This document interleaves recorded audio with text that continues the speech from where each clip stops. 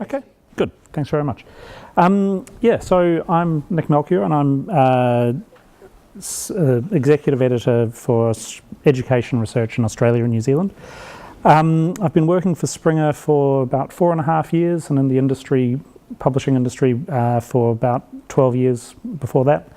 12 years in total, I mean, with a variety of other publishers. I'm going to talk today reasonably. It's going to be reasonably pragmatic, the talk. But if you have kind of questions or sort of things you'd like to discuss, then, put your hand up and we can have a chat. I'm going to talk, and I'm going to fly over this as quickly as I can, briefly about Springer Nature. The point here isn't to, encourage you to publish in the future with Springer Nature per se, though obviously that's nice. The point is to teach you to talk about some issues that I think will be important for publishing generally in terms of scientific or scholarly publishing. But I'd be remiss if I didn't talk briefly about who we are and what we do, and then to provide a bit of a context of that. Then I'm going to talk about Australia in the global publishing, scholarly scientific publishing environment. And then I'm going to talk about why you need to think about these issues and why it's important to know where Australian research fits into that context. And then I'm going to get into the more pragmatic sort of what you need to do, what we look for as publishing companies, what journal editors look for, and more importantly, once you're published, how you make sure that your work finds an audience. So, introduction to Springer Nature.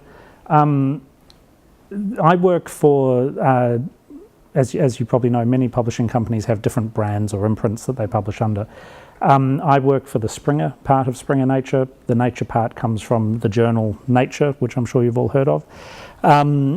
We're a merger between Springer and Macmillan Science and Education a couple of years ago, and we're now, very large, important publishing company. You don't need to know much more about it than that.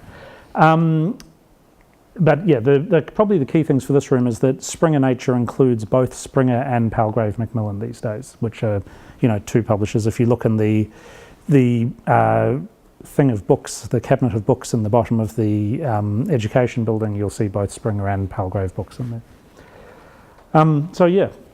I've managed 7 journals. I think that's actually increased, 9 book series, and I publish over 30 books a year. And I also manage editors in social sciences and education in Asia Pacific more broadly. That's my kind of claim to authority to talk about these issues, I guess. Just in terms of contextualizing this, Springer, Elsevier, Informa, Taylor and Francis, who Routledge is one of their imprints, Wiley Blackwell, Sage, Cambridge Uni Press, Oxford Uni Press, and Walters Kluwer Health, some of the largest journal publishers in the world. We like this slide because we're at the top with lots and lots of journals, but it doesn't really matter. As you see, some publishers have more of an emphasis in the social sciences, some have more of an emphasis in medicine, and some more in other parts of science and technology. Similarly, this is the leading publishers by the number of articles in journals, Elsevier outweighing almost all of us, in fact several of the rest of us put together. I won't bother going through all these acronyms. The American Chemical Society is the ACS. But as you'll see, the journal publishing is concentrated in the hands of a few fairly large publishers, but there's a very, very long tail of important publishers who publish important journals outside of those main few. Leading book publishers by number of... also the other point here is that you can publish, Springer may publish more titles, but it publishes fewer articles. We publish more books than anybody else, and in fact, again, almost than several of our competitors combined. And there's a reason for that, and I'll get onto this a bit later as well, but basically through the 2000s, the number of books that were being published by academic or scholarly publishers was in marked decline, and the reason for that is because sales were also in marked decline. When I first joined Blackwell in 2005, having done a history degree at Melbourne Uni and used Blackwell books all the way through my degree, I was slightly surprised to find that Blackwell's book publishing program was now only graduate level textbooks. It wasn't research monographs and edited books of any great number. And the reason for that is because people weren't buying them and libraries weren't buying them. And Springer, well, therefore now Springer Nature, decided, well, and Elsevier, you'll see Elsevier, despite publishing very large number of articles, don't publish very many books comparatively. Elsevier largely got out of academic book publishing at that time because where at one point you might have expected to sell 2,000 copies of an academic monograph, by the mid-2000s you were selling 200 or 300 copies of that academic monograph. And Springer took a different approach, which was to double the number of books that we were publishing and try to broaden the range and the depth of our program. And obviously you can't just publish lots more books and have nobody buy them. We also took the approach that we wanted to make these books broadly available as ebooks in large collections. So, very few people will buy, 200 or 300, like I said, will buy an average Springer book. But it will be available in thousands of universities around the world as soon as it's published, and you will get thousands of downloads of that same book, even if only 100 people buy the hard copy. So that's the reasoning behind that, and that's a theme I'll come back to a little bit through this. But this approach has allowed us to do a variety of things, including hiring people like me and my colleagues in China and Singapore and other places. But it's also allowed us to broaden the focus of what we publish, and to publish research from a Singaporean context or a South African context or an Australian context, where traditionally people, editors like me, would have said, oh, that's great, can you come do 6 months field work in the UK to make it relevant to a UK audience. So it does have an impact, and all of these things have an impact on your research and the way that you publish it. Yes, we also have lots of ebooks. Monash has very, very high uptake of these ebooks and access to these ebooks, which is good. And so we are apparently the largest English language ebook publisher in the world, in terms of there is no other company in any form of publishing that has more English language ebooks than us. I mean, obviously Amazon do, but they don't publish them. And I've doubled up on the slide there. Anyway, yes, lots of books. The other interesting thing is that journals started going online more or less as soon as the PDF was created in the mid-90s. And it took a little longer for books to catch up, and there's all sorts of reasons to do with concerns on the part of publishers about piracy and lack of, it's much less interesting to read a whole book in a PDF because we didn't have iPads in those days, as opposed to a journal article which you could download and print out the 20 pages or whatever it might be. But the usage, so, from the mid-2000s, ebooks started going online, and as you can see, ebooks now represent far more of the usage on our database, for example, than journal articles do. And I think that's interesting for a number of reasons, because I think people often think of the journal article as being the prime output of research, but book chapters are equally important and equally used. So that was a sort of very brief overview of Springer Nature. So as I said, in the mid-90s with the PDF, things started to go online, and that significantly changed the way that we do research, the way we publish research, and the accessibility of that research. And so it used to be that all scholarly information was in print copies in libraries, and it was almost impossible to find scholarly information outside of those libraries. And some of those libraries, like this one here, are spectacularly beautiful buildings, but you had to be in Oxford or Cambridge or Dublin or Melbourne or wherever it might be in order to access these books. Electronic publishing has allowed us to make scholarly information broadly accessible around the world. Basically, if you're a member of a university or a part of student or staff member of a university, you can access a wealth, an almost inconceivable wealth of academic research at any point that you have an internet connection. So I know lots of friends who are academics who do most of their research at their kitchen table now. When I was tutor at Melbourne Uni during my master's in 2005, we had the only unskippable tutorial for a first-year history course was the library skills tutorial, where you had to be in the library building. The only one of the assignments could only use non-electronic resources, because we were so concerned that people were not going through the breadth of resources instead of going for the easy things they could download. To do that now seems almost inconceivable, because you just have so much more online and have access to so much more depth and breadth as a result. And it's not just that you take a journal or a book and you put it online, it's also that you can do all sorts of other things with it. You can do data mining of research that's been published. You can offer methods websites that go into, provide case studies of how methods are used and things like that. So it's really changed how we do things, except at the heart of it, our core publishing is still journal articles and book chapters. And those fall into some fairly traditional formats, because there hasn't really been much push to go beyond those yet. So, research, we can, and the other thing is we've also digitized all the books in that lovely library and all the journal articles back to, what year? 1752 for Springer? Yeah, so it goes back a very, very long way. So there is a lot of information out there.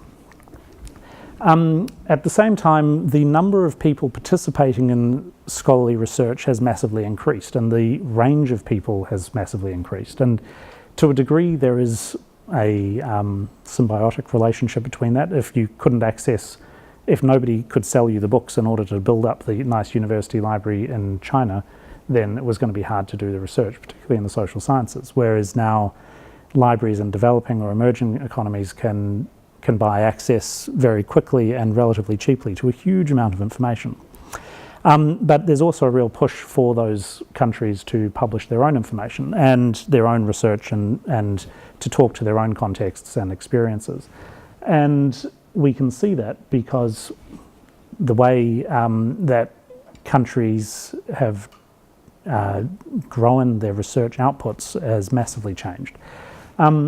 Actually, I prepared these slides a couple of days ago, and it's interesting that when I first started doing this about 4 years ago, the difference was more marked. The growth of countries like India and China was more intense than it is now. Things have sort of settled down slightly, but the big point here is that while the United States is still by far and away the largest publisher of scientific information, and China has been the second largest for the last 10 years, we've seen a fairly big change in the share of information that these countries represent. So, 10 years ago or 11 years ago, the US represented 25% of all the scholarly information being published in the world, and now it's down to 18%. And every year I do these slides, that number decreases a little bit. China went from publishing 9% to 14%, so on and so forth. And you'll also see I should spell this out, the compound annual growth rate, which is this column here. The United States is not growing very fast. China is increasing the amount of research it publishes 10% year on year.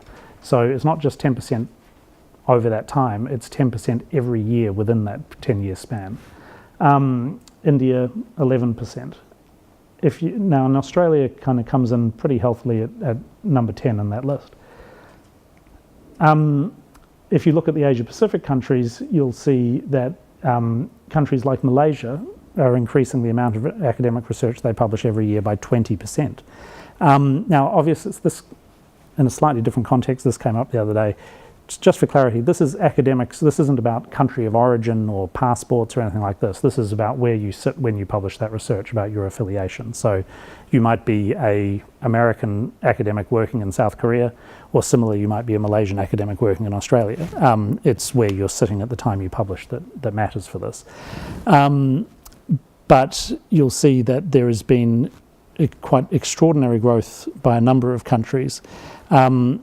And Australia does okay, and then some of the more traditional economies, back on this slide, are not growing very fast at all. Or if you're Japan, you're shrinking slightly. In education, it's a similar picture. you'll see that the United States still publishes 30% of all education research, or just under 30%. Australia comes in at third in the world for education research, and then you go down quite quickly from there. As you can imagine, if Brazil with 1,000 articles a year represents 2.5%, there's a pretty long tail there of other countries. And in fact, the bottom 100 countries on the 160 countries on this list publish 1 or 2 articles per year. So, you know, Australia is a powerhouse of education research, but only represents less than 5% of the amount of education research that's being published per year.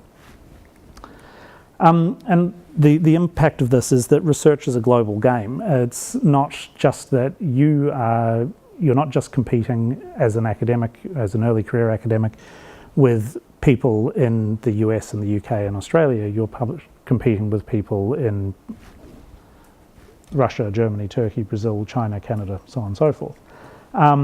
And that has a number of implications. It means that you need to make sure you're aware of research from a very broad area. You can't just rely on British and American journals. But it also means that, if you like, the competition for eyeballs is more intense, because, you know, why will somebody read your article versus somebody talking about a similar subject from a different context? So we've digitized back to the 1800s. We've massively increased access through these online deals of ebooks and electronic journals, and vastly more content is being published. And so the practical stuff I want to talk about for the next 45 minutes to an hour is about how do you make sure that your content has the best chance of being read. So for most people in their PhDs, their first research publication is going to be a journal article. So I've talked more about journal articles here. But also a lot of the key things I'll talk about in terms of structuring abstracts and thinking about the searchability of titles and how peer review works and things like that are going to be as relevant in a book context as they are here. But I thought I'd talk about them from a journal perspective first. So the most important thing and the biggest complaint I hear from journal editors is about how do you make sure you're finding the right research for your journal, right journal for your research. One of the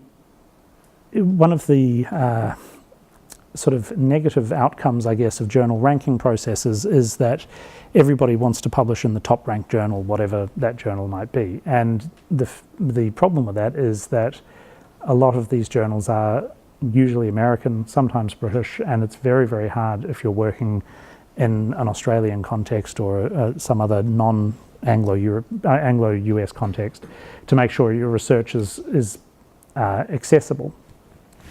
So my advice and the advice I get from journal editors for people like you is to think very hard about finding the most appropriate journal, not just the most highly ranked. I mean, obviously, you might decide to change your research so it fits the highly ranked journals, but that's probably a different question.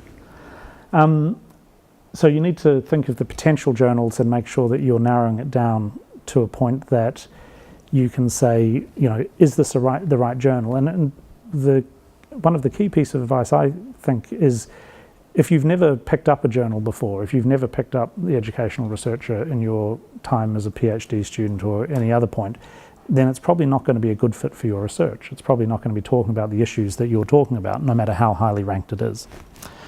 Do you cite articles from this journal in your own work? This is a bit of a kind of a double-edged game. The context I'm using it here is more, you know, if this journal is relevant to your work, then chances are you're going to have relevant research cited. But some journals do encourage people upon peer review to consider citing X number of articles from their journal in order to help their position in the citation rankings. You know, like I say, there are two sides to that. There's the cynical side, and there's the idea of a journal as a conversation within a research discipline over time. That, you know, if you are a part of that conversation, then you should be citing the people who came before you.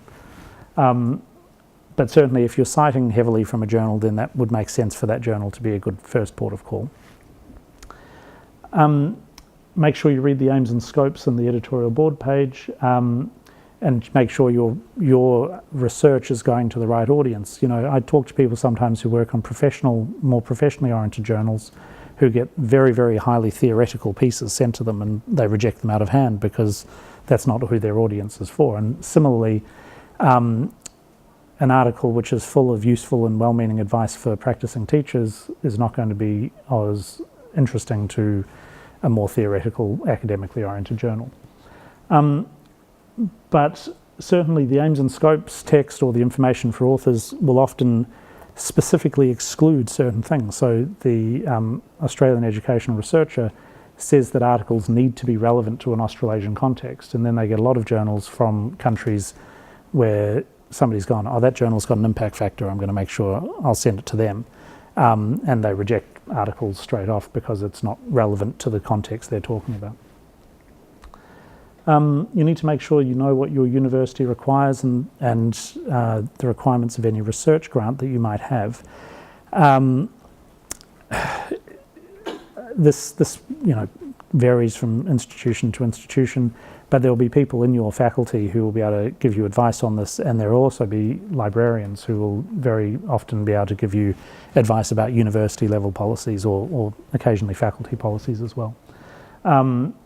Springer journals, for example, and most large publisher journals, you're allowed to archive the accepted version of your article after 12 months in a repository or a personal website or anything. So the accepted article means the one you submitted and they said, yes, we're going to publish that. It doesn't mean the typeset and copy edited article.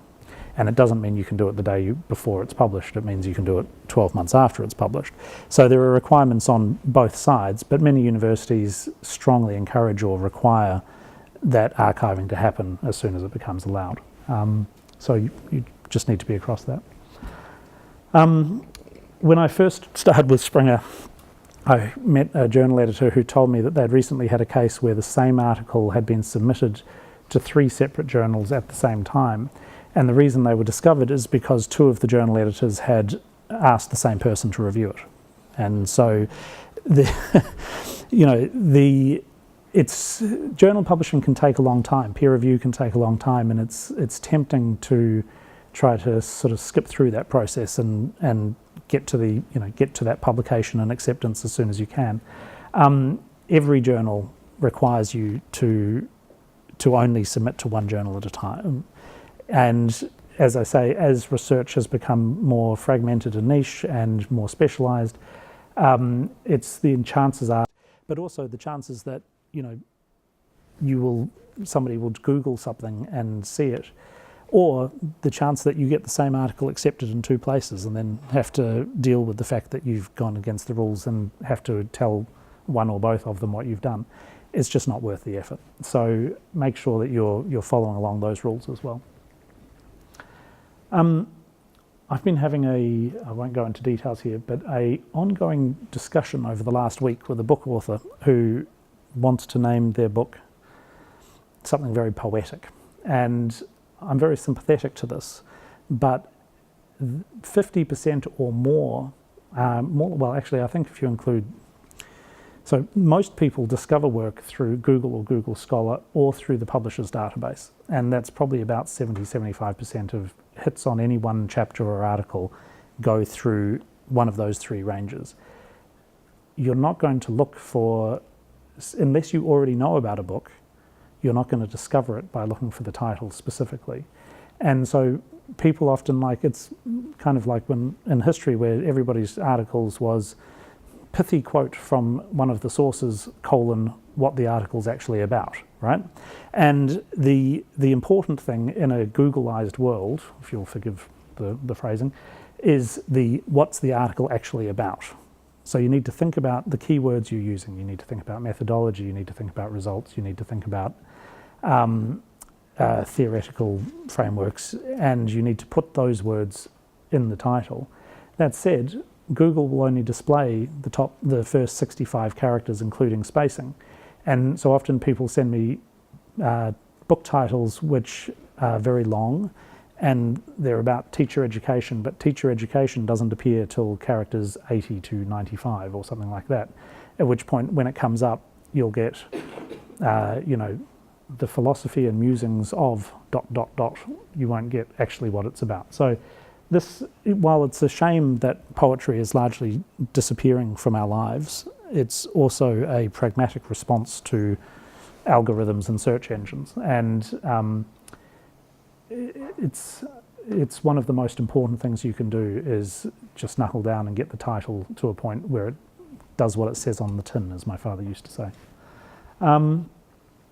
So, yes, describe the article, keep it rather short, use as many keywords as synonyms as you can, and try not to be too clever. There's plenty of room for cleverness as you write the whole article. So if you've managed to get through the title section and you get them to read the abstract, that's where most people stop. And that's fair enough, because we only have so much time and we only have so much energy, and but a well-written abstract doing its job will tell us whether we need to read more. It's not supposed to be a sort of tantalizing blurb. It's supposed to be an accurate description of the research you're writing. So it needs to stand alone. People aren't going to click if they're not sure that it's relevant. It needs to, be a statement that covers off what your article's about. It needs to be accurate, an accurate summary. You need to consult the instructions for authors. A lot of journals now require, in some fields, plain English abstracts, or they require abstracts of a particular word length or something similar. And some journals receive so many submissions that they use this as a weeding out process. If it says no more than 150 words and your abstract's 200 words, you'll get rejected, and you won't always get an explanation why, because the editor is rejecting 50 other articles that day and doesn't have time to write the response, abstract too long, try again harder, or try harder next time or something. So it needs to be brief. Avoid abbreviations unless necessary. This isn't the place for references, and it's also not the place for thanks. Again, all of those things can take a part of the longer article when people get there. Peer review. So there's a couple of things here, and maybe people in this room are not yet at a stage where they're being invited as peer reviewers, though obviously conferences and other postgraduate research opportunities might provide that. If somebody, just as a personal plea from someone who spends a lot of time looking for peer reviewers, if somebody asks you to peer review and you're too busy, please just say no, because otherwise we wait a week and then we send you a follow-up email. And when people say, oh, it took me 6 months to have my article reviewed, the chances are that 5 of those months were chasing people to review it. So, obviously if you can review, it's a really important part of the academic environment, and it's a very important part of developing your own skills as being critically reflective on your own work. Because when you see what you do well and you see what you expect from an article, you can draw that back upon yourself.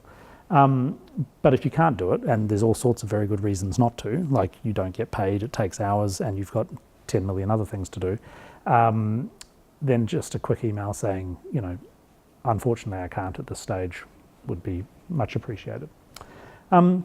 So almost everything is rejected or sent back for revisions at the beginning. It's a part of the process. If that didn't happen, we probably wouldn't bother doing peer review so much. And in many cases, you might get a second review or even a third review. If you're getting up to third review, it can be very disheartening, but the editor certainly wouldn't be sending it for a third review if they didn't think it was worth sending it out. There's not that many reviewers out there, there's not many good reviewers out there, and nobody wants to stress everybody out by sending out bad articles for 3 rounds of review. And rejection and revision are a part of that process, and your articles, particularly early in your careers, will be rejected. But if they're rejected well, if they're reviewed well, you should be able to take that article, improve it, and send it on to the next journal on your list with confidence that your article is better than it was beforehand. And I say it's a positive process to help your article achieve its maximum impact and importance. Of course, not all reviewers are positive and collegiate, and we know that, and some reviewers kind of don't take their responsibilities to their colleagues as well as they should. So again, when you get the chance to review, make sure you keep that in mind. Think of the bad reviews you've got and the good reviews you've got and what was useful in each, and try to be like that. So just quickly to go through the process, journal editor, once reviews have been done, there will be complete rejection, major revisions, minor revisions, or the beautiful acceptance that we're all hoping for at the end of the day. And just because something's been rejected from one journal doesn't mean it won't be accepted somewhere else. Now, what do reviewers look for? They look for a tricky balance, and this is similar to choosing a PhD topic in many ways, a tricky balance between novelty and significance. Something can be very novel and of absolutely no significance whatsoever. And in fact, which is bad, though I gave a talk like this at Melbourne Uni a couple of years ago, and somebody put their hand up and said, what happens if your research is not at all novel? I was like, well, what do you mean? And they said, what if you're just confirming other things that other, results that other people have reported before? And, the answer is it's probably not going to get published. But it is there is a broader issue here, which was probably outside of the scope of today, about reproducibility and the importance of actually saying to someone, yes, this actually works outside of the context you first performed it, and particularly in the social sciences where reproducibility is much more difficult. But regardless, if it's not novel and it's not significant, it's unlikely to be published. The other thing that really undermines research is then people aren't aware of their field, and that's actually much less of a problem for people in their early careers. And in fact, when we send book proposals out for review and they're reviewed by recent PhD graduates or other early career researchers, a significant part of the review tends to be, well, they haven't considered these 30 different sources that I'm intimately aware of because I've been reading them for the last 2 years. But being aware of the research and your position within it and demonstrating that within your article is crucially important. So publishing timelines, because this is a question that people always used to ask, is how long does it take to get published? And the answer is it really depends. So you submit your manuscript, and hopefully within a few days, the editor will have made an initial decision about whether to review or whether to reject you. And desk rejection is hard and disheartening, but it hopefully will mean that you haven't read the instructions for authors properly or something similar, and you can fix that and send it to the next journal fairly quickly. The editor sources reviewers, and as I say, this is often the single longest part of this process. If everything goes well, within a couple of weeks they'll have 2 or 3 or however many reviewers they need. But if things go badly, it could take 1 or 2 months just to find people to say yes, or even longer. Reviewers evaluate, accept, reject, or revise. Most journals ask people to turn reviews around in 2 weeks. Most reviewers turn them around in about 3 or 4, maybe longer. And again, if you have a review where somebody doesn't come back to you and doesn't, promises it in 2 weeks and 6 weeks later you're still chasing them, at some point you have to decide whether they're about to send it and therefore you should persist, or whether they're never going to send it and you really should have been asking extra reviewers a month ago. And it's frustrating for the author, but it's also frustrating for the editor. So one thing I should say is most editors are perfectly happy to receive polite inquiries after the position that their article's at. Most editors are not happy to receive accusing or angry questions. And obviously if you've emailed an editor and said, would you mind telling me where my article's at, it's been 3 months, and they don't get back to you, then the temptation will be to get more and more disgruntled, but it's probably not going to help in the long run. So as I said, almost all articles require revision of one degree or another, and how long that takes is, again, up to you. Sometimes it's a couple of weeks, sometimes it's a couple of months, but you will find that most journals now will have a time frame in which they expect the revisions to be made. And that's because you used to get articles where you'd send it back for minor revisions, and then 2 years later they'd send it to you and say, okay, here's the revisions, can you publish this now? And the work is 2 years out of date. So that's why it's often 6 weeks or thereabouts that people expect you to send the article back in. then it goes back maybe to another review, maybe just to the editor, and hopefully they accept, and then publication. So, often that process takes 6 months, sometimes it takes longer, rarely does it take less. The other thing to remember is that once things are published, when I first started in this industry, things would sometimes take 2 years from acceptance to publication, and there was no online early public or online first publication process. Now, within Springer, things are usually published within 2 weeks online from acceptance, and usually assigned to an article within 6 months. So that process is massively sped up. And the move from paper to electronic has meant that it's economically far more feasible to do that. So that's, if somebody says to you, oh yes, mate, your article is published online, but it won't come out for another 2 years. Well, I guess at least but that's, most publishing companies try quite hard to avoid that these days. Now I'm going to talk about open access, and this is a very long definition that I don't expect you to read, and it's probably not that important that you read.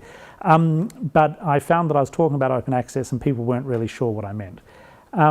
So open access is when articles are published. So most articles are only readable if you personally or belong to an institution that has a subscription to the journal in question.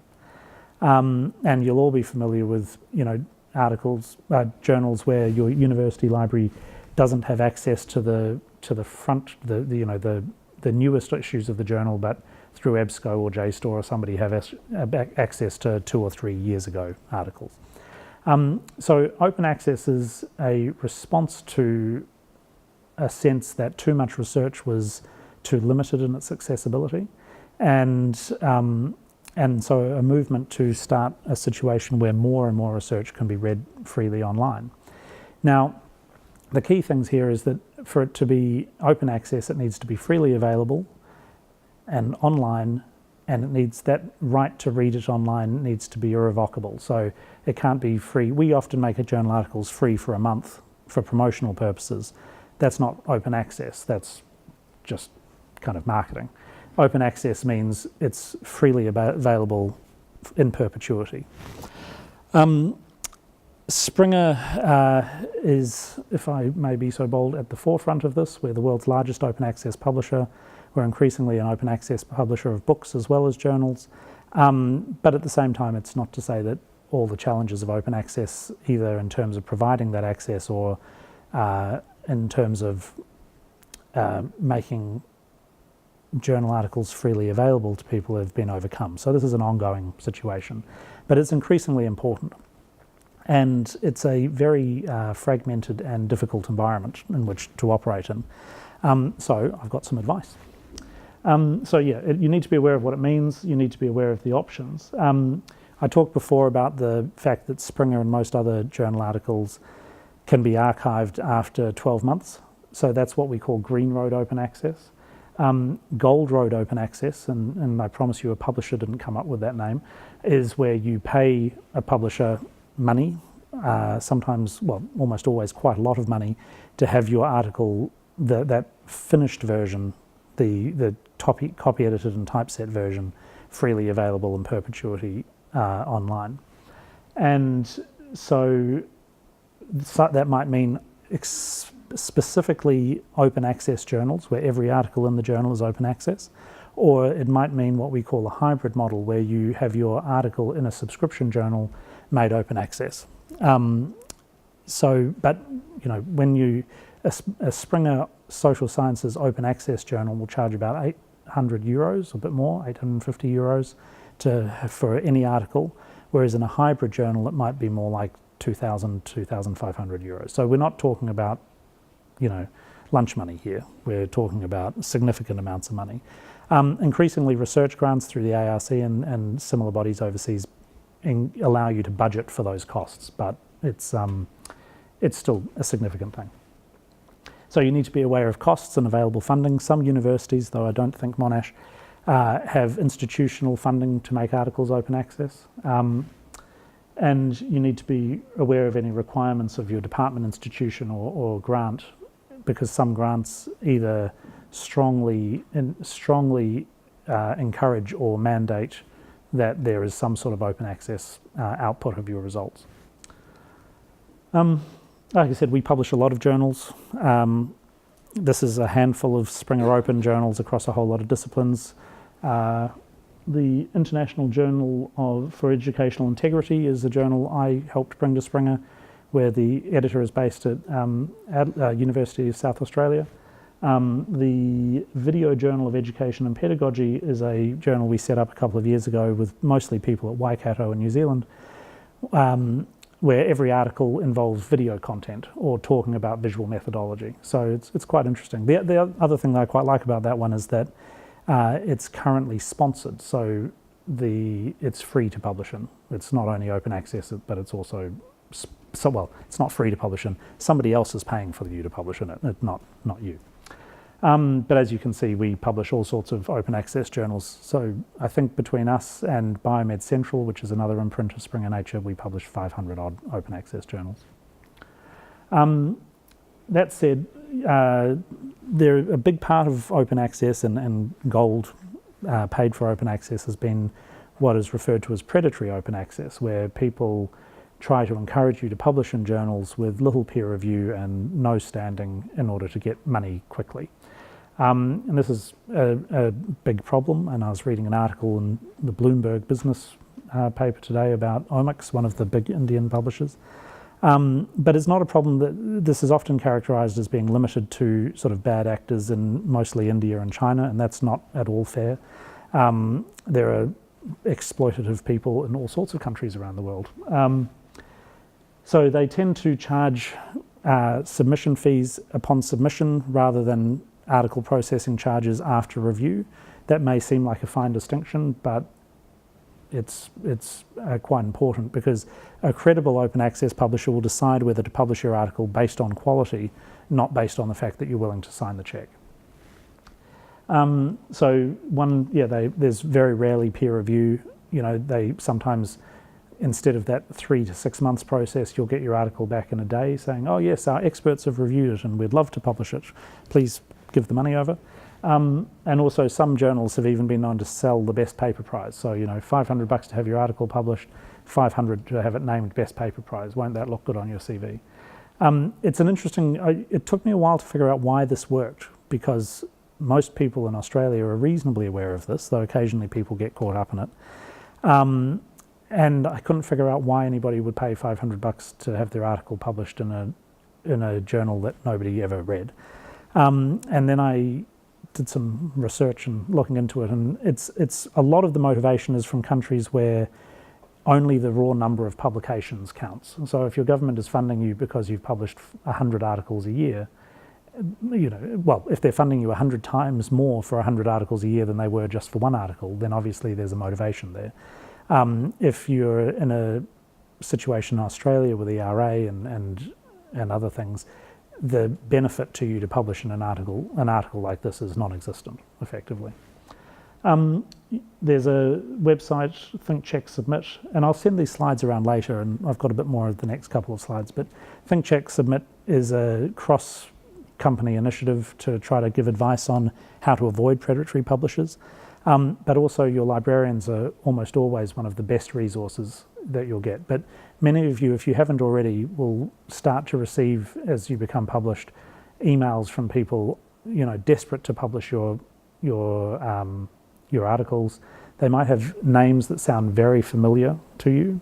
It might be the International Journal of X rather than the Journal of X. So they try to pass themselves off with similar names. And that may even, if you look at the editorial board or the editorship, they may have names you recognize and respect. In many cases, these people don't realize that their names are on these websites, or they were asked and they're the sort of person who says yes to everything and didn't look into it before they gave their permission. But yes, talk to your librarian. So yes, I won't go through these in detail, but think about whether you're looking at a trusted journal. Is it the right journal for your work? Check that it's a trusted journal, because, as I say, there are a lot of journals that go to some efforts to try to deceive you. And then if you can answer yes to these sorts of questions, then submit freely. The one thing I should point out is that there are many, many fine journals that are online only. And I've heard people at conferences say, oh, that journal, it's just online. as if somehow only being online affected the quality of the journal.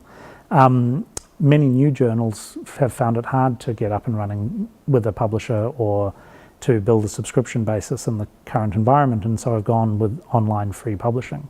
So there are lots of qualitative questions you can ask which go beyond, is it online only? And that it may be a very good journal without that. Okay. So I'm just going to have a drink of water. Does anybody have any questions about that before I blast on for my next 10 slides? No? Yes? Go. This is going back to one of the earlier slides. So I should have asked earlier. Sorry, yeah, go for it.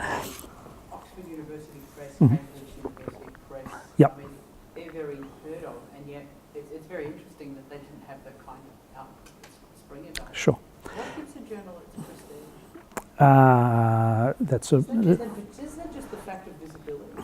No, well, visibility is obviously a part of it, and accessibility, because if you could, go through the most stringent review process in the world, and only one copy of the journal was published, and you had to go to Oxford University to look at it, it wouldn't, have any impact.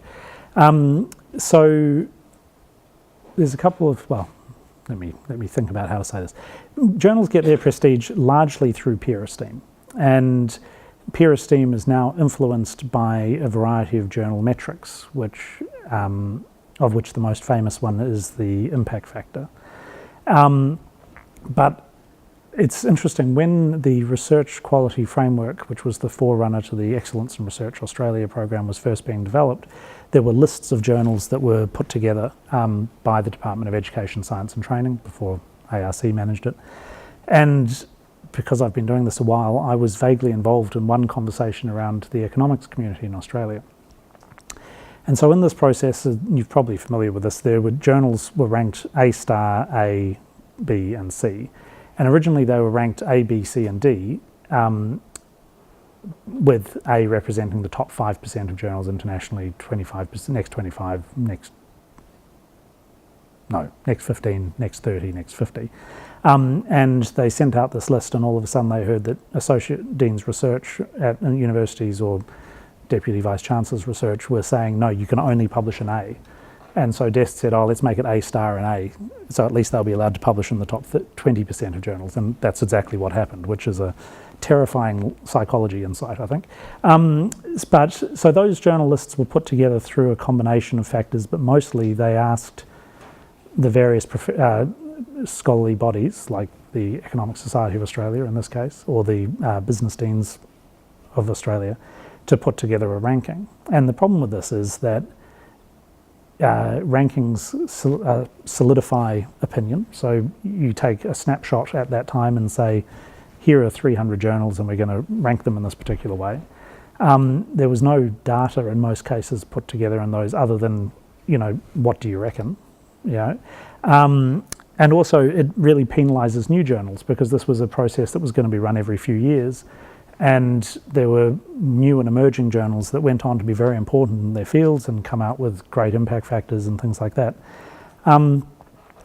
So, publisher is one part of it. If it's published with somebody who publishes work you know and respect, then you're likely to think more highly of it. Who's the editor and on the editorial board is a big part of it, though I've seen editorial boards who do absolutely nothing other than have their names printed on the inside front cover, but I've seen editorial boards who are very, very active in reviewing and the improvement of the journal as well. It's about, and I know rankings by various other institutions and bodies still exist, so it's a mishmash. What I do think is a dangerous thing for the social sciences is just purely looking at where a journal is ranked in impact factor, because again, this is probably outside the scope of today, but the impact factor is calculated on 1 year's citations to the 2 previous years' journal articles. And the average length of time it takes for a social sciences article to be published is to be cited is 3 to 5 years. So it's a system that was developed for physics that has been broadened out to apply to everyone, despite the fact that as a measure it's not hugely useful for the social sciences, and particularly for the humanities, where I kind of got my start. So, yeah, I don't really have a kind of a clear answer to that. Obviously, Springer journals are all excellent, and you should publish in them exclusively. So, yeah. All right, let me go through this, and then we'll have a bit more time to talk at the end. So there's a kind of a question which I think is quite interesting about whether you should publish an article, or whether you should publish a book, or whether you should publish a book chapter. And I don't think there is a clear answer to this question. When sometimes people come to me and say, "Oh, I've got this great book idea," and they've submitted their PhD yesterday and it's still under examination, I feel a kind of a sense of obligation to suggest that maybe having one publication on your CV is not as good as having 6. And if you can publish, if you can take your research from your PhD and publish it broadly in a range of journals and a range of publishers, then maybe that's a better approach. But that said, ebooks are used by a broader cohort than journal publications. They're more accessible in many cases, and I think a lot of it comes down to the psychology of format, in the sense that some people are more comfortable looking at a book than they are looking at a journal, even if there is no particular substantial difference in the sort of language used or the sort of results published or anything else. But our research suggests that ebooks are much more broadly used, particularly outside of academia, than journal articles are. And that might partly be, but for all the Springer books are expensive, and I don't think to buy an individual copy of a Springer book is not cheap. But if you want to buy an individual copy of a journal article, as I'm sure most of you will know, it's often $40 or $50 US. So buying individual journal articles is equally prohibitive, or in fact more so. So we publish a very wide range of books, but like I said before, there still is a sense of there are certain boxes that things fall into. So I think the vast majority of books we publish are contributed volumes or edited books. And I have a nice display of books with lots of Monash contributors or editors on these slides for you. So most books are, you have one or a small team of editors who commission chapters from around a particular topic and edit them and put them through a peer review process and then publish a book. And so a typical book will be, 10 to 15 chapters of 8 to 10,000 words each. Book chapters tend to be a little longer than journal articles, and that's one of the things that's nice about publishing a book, is that you have a little more control often over how long your chapters will be, a little more freedom to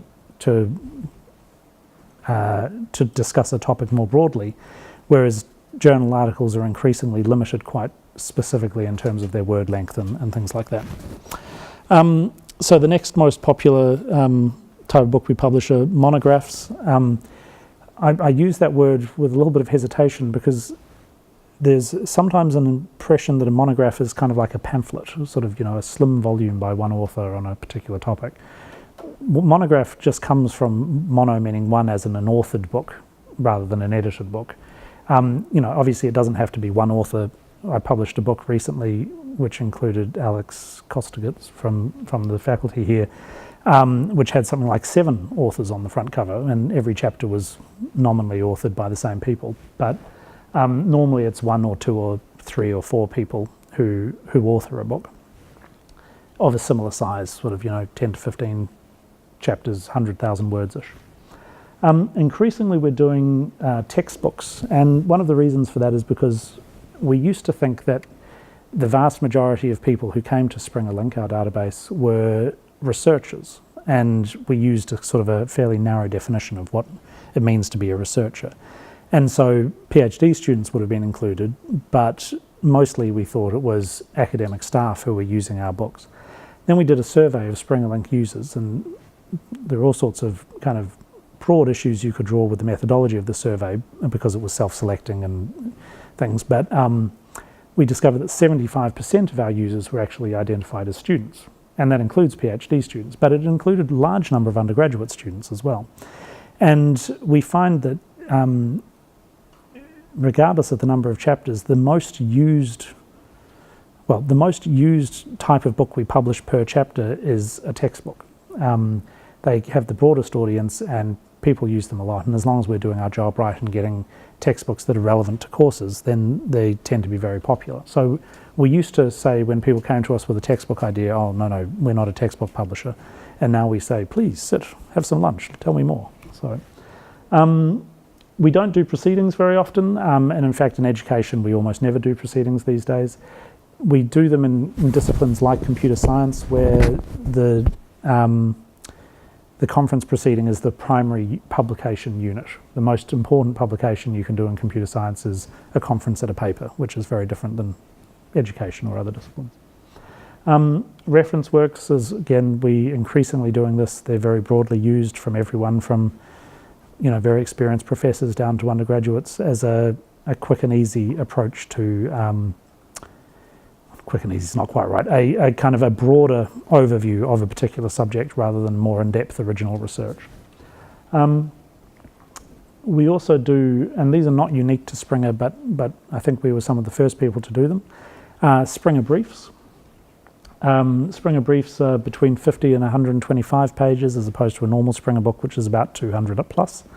And they came out of a couple of things. One was people who were sending in quite interesting articles that were 20,000 words long to journals, where the journals were saying, well, we don't publish anything above 6,000 words. They were for people from non-English speaking backgrounds who perhaps were intimidated by the length of writing 100,000 words and thought 30 was more manageable. But we've also used them a bit for publishing PhDs, where as the pressure for timely completion has increased and the length of an average PhD has decreased. We were finding that people with really high quality PhDs who wanted to publish a book, the books were a little short for what we were wanting to do, and this provided an option. I'll talk about that a little later on as well. The other thing is our reference works. We have a sort of almost wiki-like program where we publish them as static PDFs, static ebooks, but then we have what we call a living reference where they can be updated after publication. They can't be updated by anyone. I couldn't go in and update an article on, English language curriculum in the Northern Territory or something. But the original author can go in and update as there are changes to the article, changes to the field being made. And that's, in fact, Fazil Rivsi, who's coming soon to talk, is a section editor for this book that's being published in a couple of months. So assuming you want to write a book, there's a couple of questions you need to ask. And one is, what sort of book do you want to write? The one is going to be, a lot of this question is about audience. So what is the book about? Is it a broad overview or is it a kind of tightly focused study? Who's going to read it? A lot of people come to me and they say, Nick, I've got this book and I think really practicing teachers really, really need to read this book because it's going to really make a difference in their classrooms. And the problem is that, and I say this with all due respect, I'm married to a primary school teacher. Most teachers don't have time to think about what they're going to have for lunch, let alone to read, full-length academic books. And also the other thing is that different publishers are good at reaching different audiences. Allen and Unwin are good at reaching a broad sort of educated non-fiction audience. Springer's good at reaching academic audiences. We are very good at getting books into universities, but if you pop to readings on Lygon Street, you're not going to find many Springer titles on the shelves. And I think, I'm fairly kind of upfront about that. If you want to write a book that's going to get nominated for major literary prizes, then I'm probably not the right editor for you to be talking to. If you want to win academic prizes, then that's a different question. So what sort of book is right for your project? Now, is there a gap or competition? And this is a little, people sometimes write to me and say, oh, I've got this idea for a book. Nobody else has ever done anything like this. And the first thing is that mostly it's not true, and you can prove it's not true with about 10 minutes on Amazon or Google. The second is, if it is true, it's not always because it's an extremely good idea that nobody else has thought of. Sometimes it's because it's a very bad idea indeed, and nobody should publish it. But that's not always the case. But similarly, if there is a lot of interest in an area, there might be a lot of competing books. That doesn't mean that you don't have a new take on it or a new set of data that's relevant to it. So the question of competition and gaps is not just as simple as if no one's written about it, then you've got an opportunity. If lots of people have written about it, then there's no opportunity. It's more nuanced than that. But finally, the single biggest reason why books that get contracted don't get published is not because of savage peer reviewers who knock back your manuscript at the last moment. It's because authors never deliver their manuscripts. I have a friend, not in education and not at this university, who is currently and not with me, who is currently 7 years overdue on their manuscript due date. She's got very, very good reasons, and her contract has not yet been cancelled, but I think we're getting to a point where it's unlikely that that book will ever be published. Though I did read an article recently about editors talking about books where one editor said that the longest they'd ever waited for a manuscript was 25 years. And it was in philosophy, and the book was still relevant and got published. But yeah, if I'm still waiting for a manuscript in 25 years, I think I'm going to have done something fairly wrong with my life. So yeah, make sure you have the time. Writing a book is not a simple thing. And if you don't think you're going to have the time, then committing yourself to an extra thing is not always going to be the best thing for your mental health or well-being, or it's just one more thing that goes on to the things to feel guilty about, and I'm sure we've all got enough of those. So what do we look for in a proposal? We look for novel research, significant research with an international appeal. But like I said before, that's not quite the same thing as research with an international, I've had people come to me and say, I talked to X publisher and they said, I used this example before, I needed to go to the UK and do 6 months of field work in the UK, and I don't think that's important or necessary.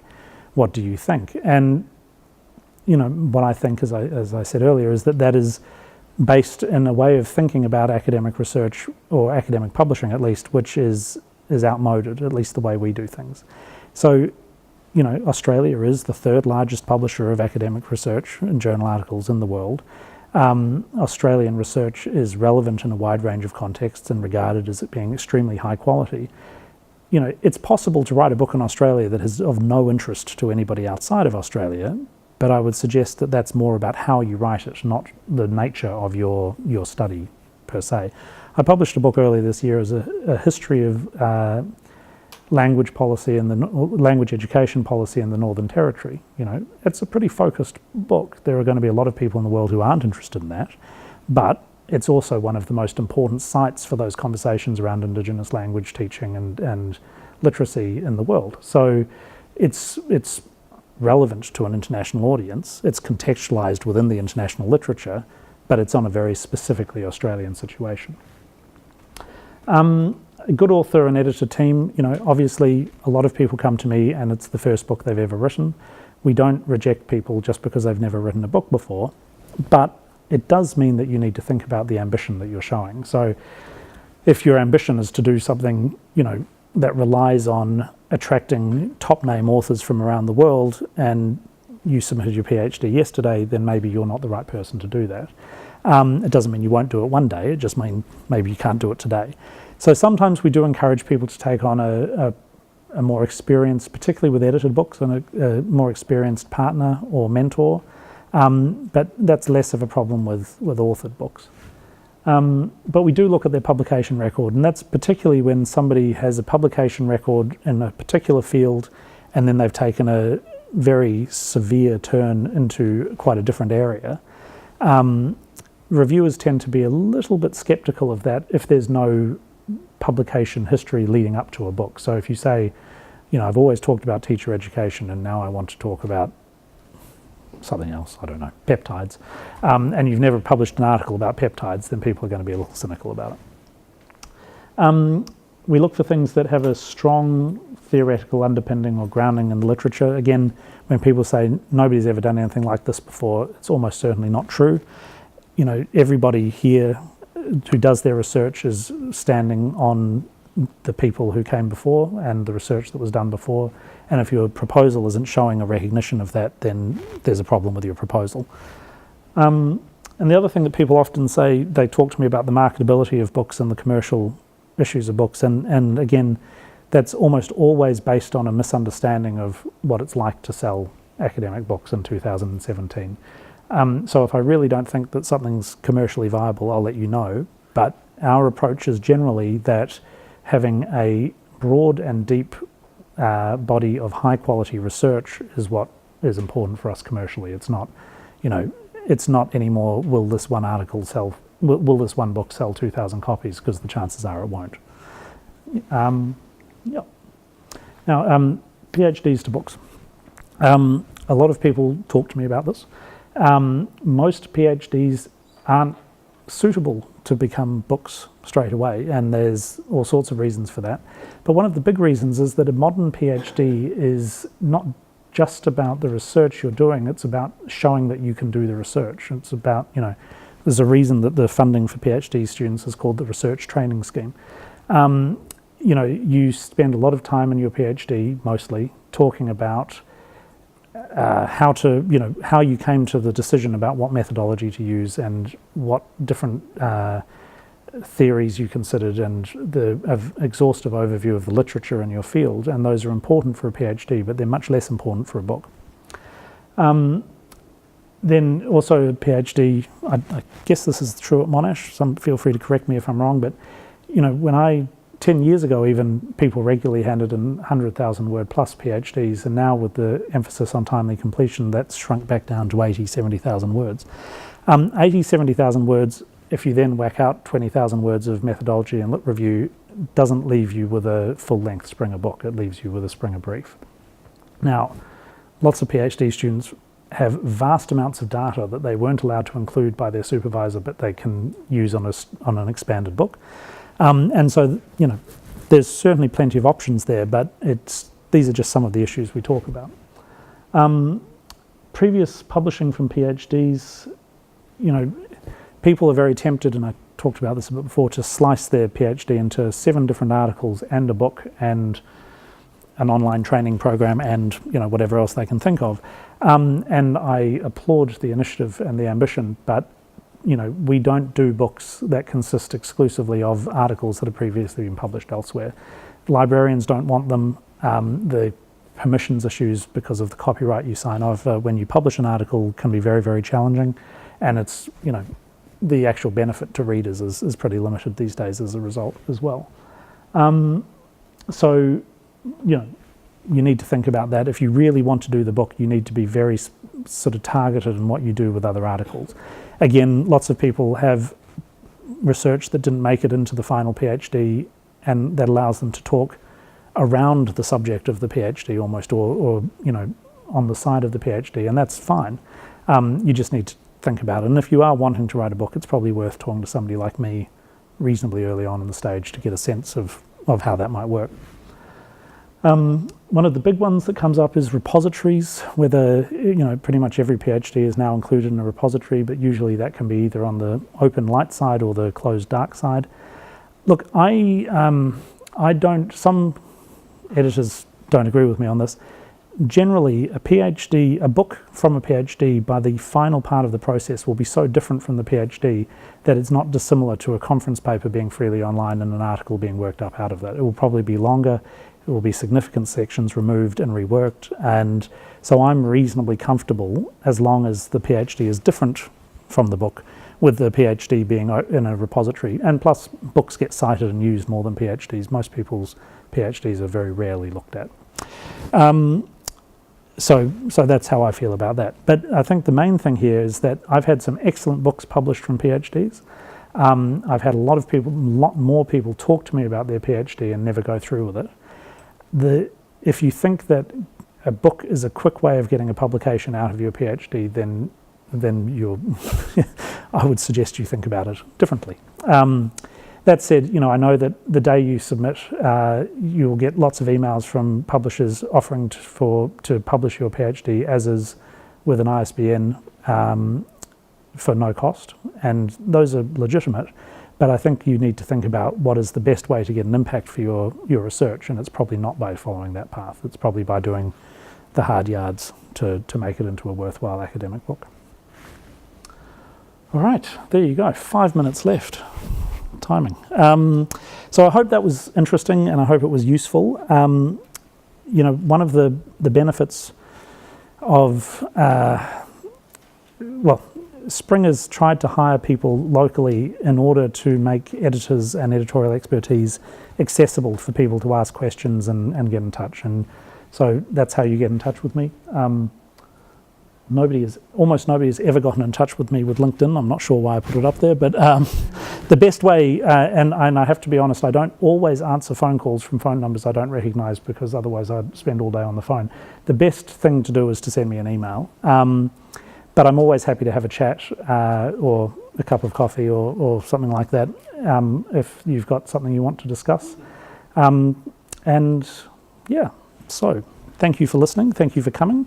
And if you've got any questions, we've got a couple of minutes.